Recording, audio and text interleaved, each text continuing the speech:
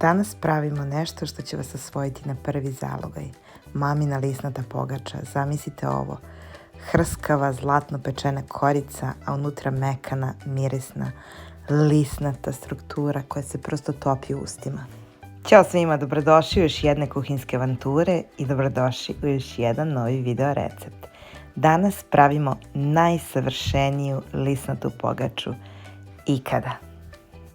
Potrebno nam je brašno, ulje, mlijeko, jaja, šećer, so, suvi kvasac, prašak za pecivo, susam, puter i topla voda.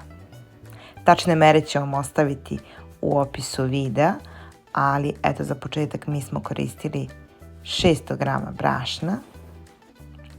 Stavit ćemo ga u posudu. Nećemo staviti odmah cijelih 600 grama jer ćemo dodavati brašno postepeno zavisnosti od toga kakvo nam je testo, ali otprilike nam je potrebno oko 600 grama brašna. Brašno uvek stavljamo onako fino i prosejano da bude.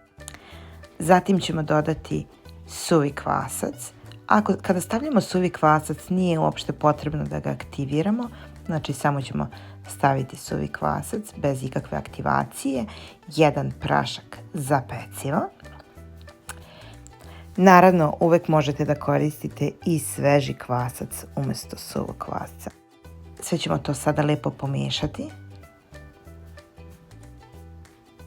da se svi sastojci sjedine. Poslije toga ćemo dodati 2 kašičice soli. Naravno možete po vašem ukusu, ali ja uvijek stavim 2 kašičice, 1 kašičicu šećera. Zbog aktivacije kvasca uvijek dodajte, kada stavljate kvasac, uvijek dodajte šećer, tako se on aktivira. Zatim dodajemo 100 ml mlijeka, toplog mlijeka, ne vrelog, ali mlakog mlijeka. Onda ćemo dodati 30 ml ulja.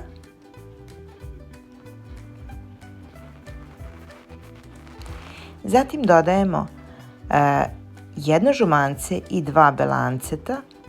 Žumance smo ostavili sa strane koje ćemo koristiti za premazivanje naše pogače.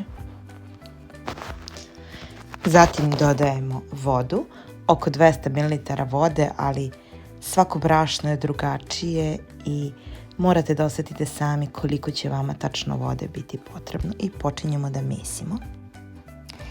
I sada dolazi onaj trenutak kada kuhinja postaje mala teretana. Vreme je za mešanje. Ja to obično radim rukama, neko radi špatulom, ali najbolje osjetite testo ako ga dodirujete rukama. Testo treba da bude mekano, elastično, ali ne lepljivo. Ako se lepi za ruke, dodajte još malo brašna, ali ne preterujte, hoćemo da bude lagano i vazdušasto. Tajna savršenog testa nije u sili, već u strpljenju. Laganim pokretima ga guramo napred lanovima, preklapamo ga i ponovo mesimo. Ovaj proces razvija gluten, a to je ono što testu daje onu divnu vazdušastu strukturu. I evo male tajne, ako vas neko nervira, sada je pravi trenutak da izbacite svu negativnu energiju. Mesite, pritiskajte, preklapajte i zamislite da je testo baš ta osoba. Do kraja ćete imati savršenu pogaču i dobru terapiju za stres. Ako imate vremena, mesite ga bar 5 do 10 minuta. Ovo nije samo trik za bolje testo, ovo je trenutak da se povežete sa hranom, jer ništa ne može da zameni domaće, ručno umešeno testo. Sećam se kada sam bila mala, mama bi mi uvek govorila, ako hoćeš da testo bude dobro, moraš ga voleti i zaista, najbolja pogača se pravi kad u nju stavite malo ljubavi i naravno dobru količinu putera. Postoji nešto posebno u ovom trenutku, kada sklonite krpu i vidite kako je testo naraslo, mekano i puno života. Kao da diše, kao da jedva čeka da postane nešto prelepo. Ovo nije samo brašno, voda i kvasac, ovo je strpljenje. Također ovo je toplina doma. Ovo je onaj osjećaj kada znaš da si na dobrom putu, da će sve ispasti baš kako treba. Sipam malo brašna na radnu površinu, ne previše, samo toliko da testo nežno klizi pod rukama. Osjetim njegovu mekoću, onu savršenu elastičnost koja govori da će pogača biti lagana i vazdušasta. Sada ga pretvaramo u magiju. Hajde da oblikujemo nešto što će mirisati na detinjstvo, na porodične večere, na one trenutke kada je sve nekako bilo mnogo jednostavnije. Evo, naše testo je sada savršene mekoće, ni previše tvrdo, ni previše mekano. Testo je mekano, podatno, skoro kao oblak. Kada ga nježno pritisnemo, ono se polako vraća nazad. To je znak da je nadošlo, tačno onako kako treba da bude. Prosto savršeno. I sada dolazi trenutak kada testu dajemo oblik. Sjećemo ga lagano, deo po deo, kao da ga delimo na neka mala blaga. Svaka od ovih jufkica je posebna, svaka će uskoro postati deo nečega predivnog. Kada ovako radim, uvek se setim kako je mama znala tačno koliko delova treba, bez vage, bez mere. Samo pogledom bi procenila, ni preveliko ni premalo, taman da bude lepo u ruci, govorila je. I sada pravimo male jufkice. A sada osjećam pod prstima kako testo postaje još mekše. Svaku jufkicu lagano preklapamo prema unutra, pritisnem dlanom pa opet stavljam. I tako ga učim kako da postane nešto što može. Mešanje ovih jufkica nije samo tehnika, to je ritual. Pokreti su uvek isti, ali svaki put osjećaj drugačiji. Malo brašna na rukama, toplotu testa pod prstima, onaj miris koji već nagoveštava šta nas čeka u rerni. I evo, savršeno glatke, spremne za sljedeći korak. Svaka nosi deo ove priče, deo strpljenja i ljubavi koju ulažemo u svaki zalogaj. A sada je vreme da ih pustimo da malo odmore, postanu još bolje, jer dobre stvari nastaju polako. Sada dolazi trenutak kada svaka jufkica dobija svoj oblik, razlačimo je na površinu oko 20 cm, vraćamo je nazad na pobrašnjenu površinu i stavljamo sa strane, a kasnije ćemo ih spajati. Nema nikakve žurbe, ovo testo voli strpljenje, oklagija klizi nežno, bez pritiska, kao da mazimo testo, a ne da ga forsiramo.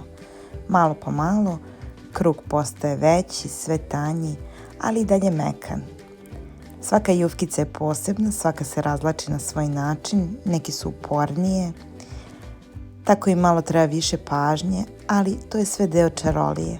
Sećam se kada je mama ovo radila, njene ruke su tačno znale koliko pritiska treba, koliko puta da pređe oklagijom i uvek bi govorila: ne žuri, jer testo sve pamti. Također se sećam kada sam bila mala, mama bi mi uvek govorila: ako hoćeš da testo bude savršeno, moraš da ga osjećaš, da ga razumeš. I zaista kada ovako radim, kao da vodim razgovor sa njim i ona mi tačno govori kada je spremno. I evo, skoro su sve spremne, tanke, glatke, savršeno razvučene. Sada dolazi onaj deo kada ih slažemo i spajamo u nešto posebno, jer od ovih slojeva nastaje ona lisnata magija zbog koje je ova pogača nezaboravna. I evo sada dolazimo do onog dela koji će napraviti razliku između običnog testa i prave lisnate mekane pogače. Tajna je u puteru. I to ne bilo kako, već u rendanom, hladnom, savršeno rashlađenom između slojeva. Sada ga nežno rendamo po testu, ne previše, ni premalo, taman onoliko da svaki sloj upije njegovu bogatu aromu. Ovaj korak je ključan, jer kada se pogača bude pekla, puter će se topiti između slojeva i tako će stvarati onu magiju zbog koje će svaka kriška biti neodoljivo lisnata. Sada ide još jedan sloj putera koji ćemo lagano da rasporedimo svuda i na sve strane. još jedan sloj testa, polako ga spuštam kao da prekrivam nežnim pokrivačem. Svaki sloj je vrlo važan, svaki ima svoju ulogu. Kad se pogača bude pekla, između ovih slojeva će se stvarati džepovi vazduha, a testo će se listati. I tako, sloj po sloj, puter, pa onda testo, malo pažnje, malo ljubavi, baš kao i u životu. Najbolji rezultati dolaze kada damo vremena stvarima da se razvijaju. Jer pogača nije samo jelo. Pogača je osjećaj doma, topline i onog pravog zalogaja koji vraća uspomenu. I evo došli smo do posljednjeg sloja. Narendali smo puter, sada ga prekrivamo i više nećemo stavljati, znači više nema rendanja putera. Sada ćemo polako da utapkamo ovo testo, da ga pobrašnjimo sa jedne, a zatim i sa druge strane kako bi ga kasnije lepo razvukli. Sada ga samo još malo oblikujemo, zatvaramo, ali mu i dalje dajemo prostora da diše, jer pogača voli da raste, voli da se širi, da pokaže sve što smo u nju uložili. Kada se jednom stavi u rernu, svaki od ovih slojeva će početi da se odvaja, da diše, da se pretvara u onu divnu lisnatu strukturu koju niko ne može odoleti. Sada dolazi onaj deo koji daje konačan oblik. Možemo da napravimo krug, pletenicu, cvet, kako god da odlučimo. Jedno je sigurno, svaki zalogaj će pričati svoju priču. Priču o slojevima, o puteru, o vremenu koje smo uložili i o tome kako se pravi pogača koju svi pamte. Sada je vreme za završni dodir. Još malo oblikovanja, razvlačimo testo i onda magija može da počne. Sada ćemo naše testo još malkica samo da razvučemo prstima i prelazimo na sečenje. I sada testo sečemo na trouglove, zatim na male trougliće, baš kao za kiflice ili krosane. Svaki ovaj trouglić je deo ove priče, mali komad lisnate sreće koji ćemo oblikovati u naše male predivne kroasančiće. Važno je da se trudimo da budu što je moguće više jednaki, da bi se lepo složili u savršen krug kada ih budemo slagali u pleh. I evo, svaki trougao postaje mali kroasan. Polako ga uvijem, bez žurbe, prstima lagano pratim linije testa. Osjećam kako je mekano, vazdušasto, a istovremeno bogato od putera koji se krije između slojeva. A sada ponavljamo jedan po jedan dok svi ne budu spremni. Svaki trouglić postaje mali zalogaj buduće pogače, a kada se slože zajedno, formirat će nešto prelepo, jer pogača nije samo ukus, ona je i umetnost. I evo, komad po komad kao slagalica, polako je završavamo i polako formiramo sve naše kroasančiće, a zatim ćemo preći na formiranje naše pogače. I evo nas na završnom koraku pripreme. Svaka kiflica sada dobija svoje mesto u plehu, kao mali deo veće slike. Slaganje nije samo puko ređanje, ono je trenutak kada pogača dobija svoj prepoznatljiv oblik. Stavljamo ih jedno do druge, blago naslonjene, ali ne previše blizu. Dajemo im prostora da narastu, da mogu da dišu, da se lepo spoje dok se peku.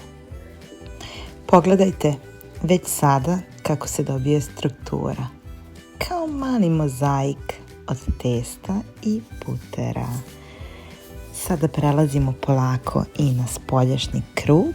Svaka kiflica se nježno uklapa u celinu, jedna pored druge, kao niz sitnih oblaka spremnih da narastu u nešto predivno. Onda idemo polako ka spoljašnjem delu, dok ne popunimo sve. I evo, sada već pogača izgleda polako kao jedno umetničko delo. Ovo nije samo testo u plehu, ovo je priča o strpljenju, o ljubavi prema domaćem hlebu, o svemu onome što čini dom toplijim. Još samo malo i magija može da počne. A sada ostavljamo da malo odmori jer znamo da najbolje stvari uvek dolaze onima koji umeju da čekaju. A nakon toga ide u rernu gde će se svi ti slojevi razvrstati u nešto neodoljivo. Samo ćemo sada u međuvremenu da je premažemo onim žumancetom koje smo ostavili na početku kako bi ona bila zlatno žute boje. Lagano ćemo ga rasporediti svuda, sa svih strana i po cijeloj pogači, da prosto prekrijemo sve sitne deliće da bi se ona što više žutila i na kraju ćemo je sada obilno posuti susamom. Naravno, susam možete da stavite po vašoj želji onoliko koliko vi želite. Ja u ovom slučaju volim kada ima baš dosta susama, jer to je nekako čini i posebnom, pravom, savršenom. Ovo je završni dodir, mali komadići putera koje ćemo staviti kao krunu na ovoj prelepoj pogači. Stavljamo ih lagano, puštamo da se polako tope i prodru u slojeve naše pogače. Oni će ovoj pogači dodati tu posljednju notu bogatstva, ukusa i sočnosti. Nemojte nikako da izbegnete ovaj korak, jer to je ono što je čini baš neodoljivom. I puštamo je samo da još malo nadođe dok nam se rerna ne zagre.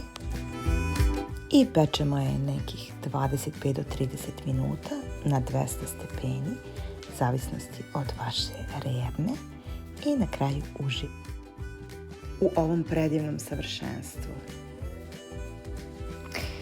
I evo ga trenutak istine, pogledajte ovo, zlatna, lisnata, savršeno pečena, miriše na dom, na toplinu, na nešto što ne možeš ignorisati. Ovo je ona pogača koja te doziva sama i pre nego što pomisliš, već je kidaš prstima.